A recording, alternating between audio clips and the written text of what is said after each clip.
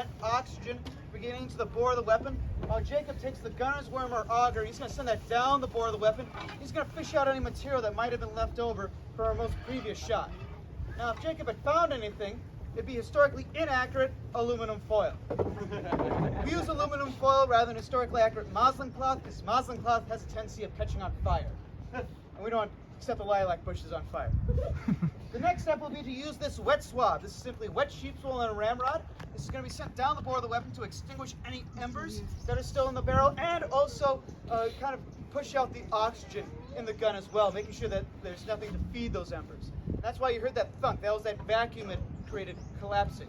And we can now put in our charge of black powder. Now, all the steps we're doing mimic what they would have done if they're actually going to fire a 6-pound cannonball, with this one exception. We're just firing 5 ounces of black powder. So no 6-pound cannonball.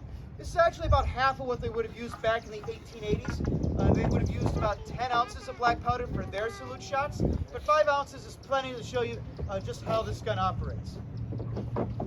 And now that the gun is loaded, we can roll the cannon up and into its firing position. So now the cannon's up in its firing position, we can prime the piece. This is a simple 2-part step.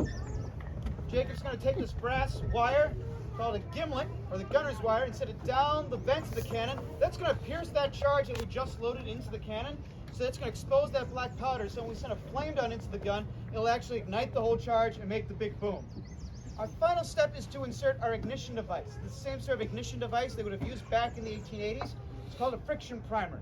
It works like a tiny grenade. They have a tube and a pin. Where the tube and pin meet is a chemical known as fulminate of mercury. Fulminate of mercury is highly susceptible to friction, so when that pin gets pulled, that fulminate of mercury sparks and ignites the fine gunpowder in the tube, shooting a jet of flame down into the bore of the weapon, igniting the charge. I'd like to remind you all, this is a cannon and may be a tad bit loud, so I'd recommend that either you cover your ears or pull out your cameras, depending what your primary motivations are in life. And with that, there are only 2 commands left to give. They are ready, fire! Woo! Our next demonstration will